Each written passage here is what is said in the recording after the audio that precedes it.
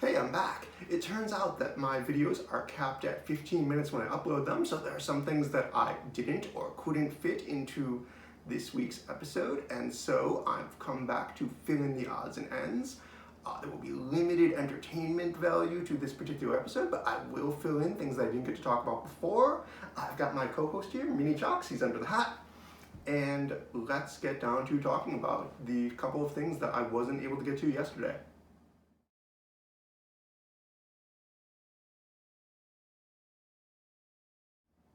Okay, so legendary VIP Platinum member Stephen Reynolds had a question for the Q&A yesterday that I was not able to fit in, but I did want to address this because I thought it was a great question. And his question was, how do you feel about putting an edition size on a statue that isn't real solely to be able to make more if it turns out to be a popular item? Why would a company ever not be happy with the profits made from an edition size of 1,000, 2,000, 3,000, or even 4,000? Would you agree that 5,000 is so many more than you need to sell to turn a solid profit that it just comes off as greed? Would you agree that 5,000 almost disqualifies a statue from being limited? Okay, there's a lot to talk about and unpack from this particular question. So let's break this down a little bit. As far as putting a fake edition size under a statue goes, I think the idea is more along the lines of looking to the future, to the longevity of both the company and also to different series of statues. As it is right now, we have the Zelda Twilight Princess line that a lot of people might feel alienated from because, while you can still get on the wait list for a true form Midna and eventually maybe a quarter scale Link, Ganondorf is long gone.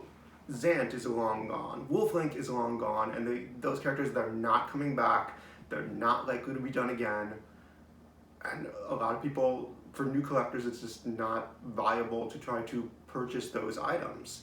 So if this new scheme were to come into effect, where edition sizes would just be set to 5,000 for the regular editions in the first place, I think that could really be of help to new collectors.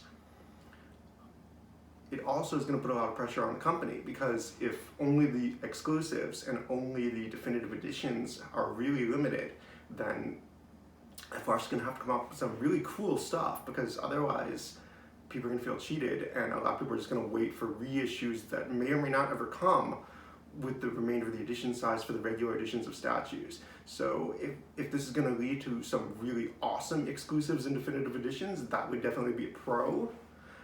I think this would be good for helping lines to continue on. Things like Samurai Champloo and One Punch Man that were dead straight out of the gate because the first piece didn't sell well, Saitama, Mugen.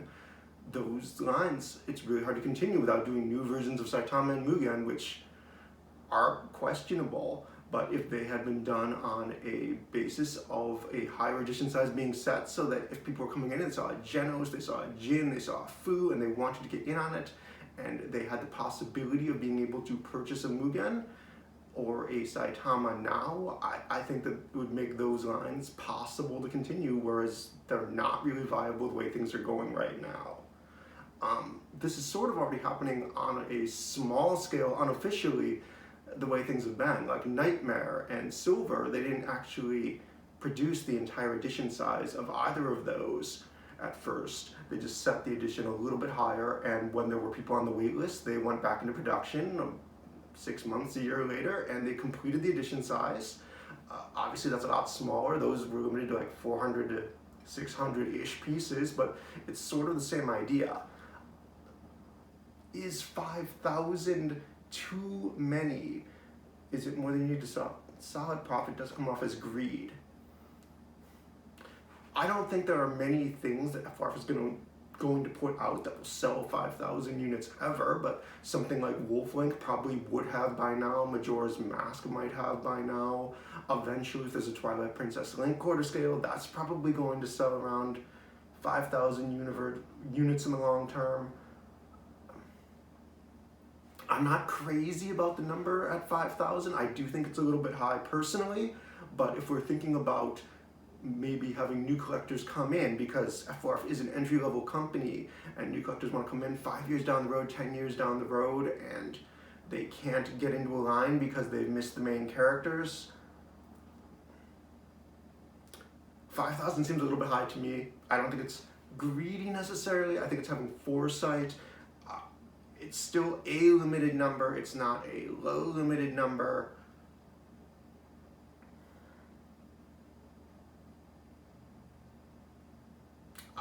Personally, I'd probably aim for something smaller, 3,000 regulars, something like that, something like what Diamond Select does.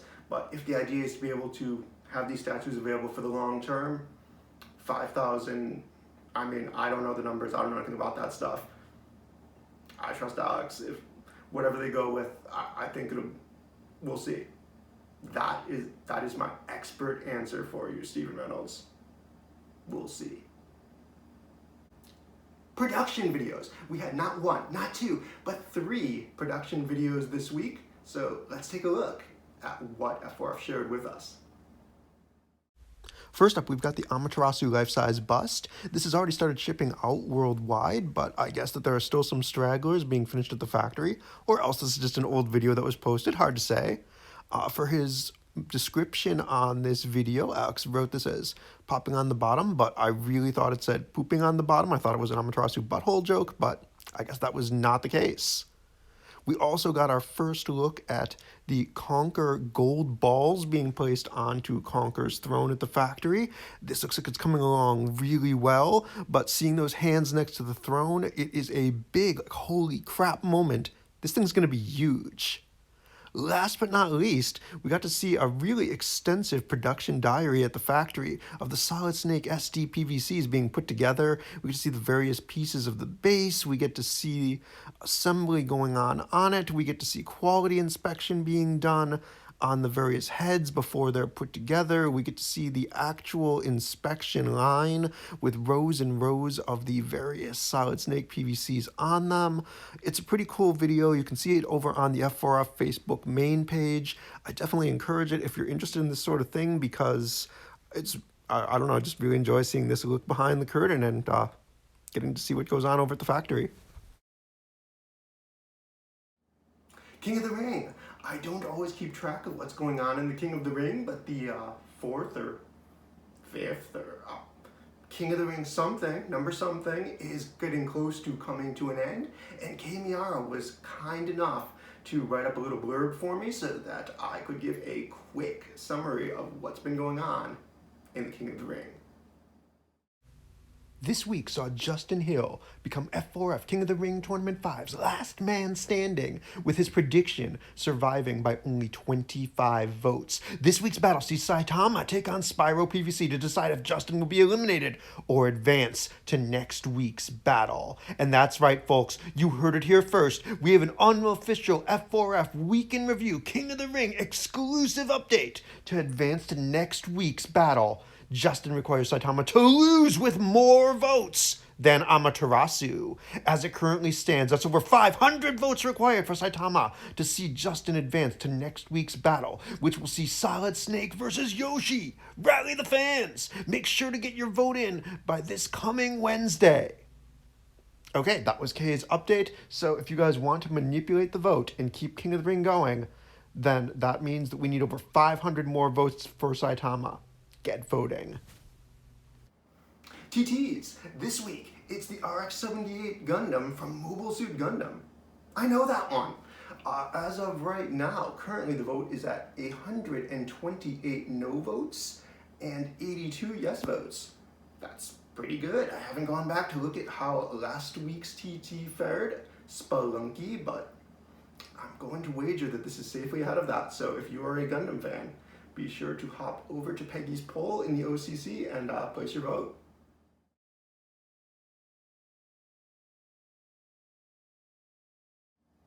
One of the things I didn't have time to talk about in the first half of this week's show was the F4F Sonic Photo Contest, which is long in the making and long overdue for its vote. And I figured I should probably give a shout out to that because I've been running it. The poll is open right now on the F4F OCC Facebook group, where you can vote for what you think was the best Sonic-related photo that was either taken or photoshopped or manipulated in some way, or just an official photo that was sort of cropped off the website, whatever.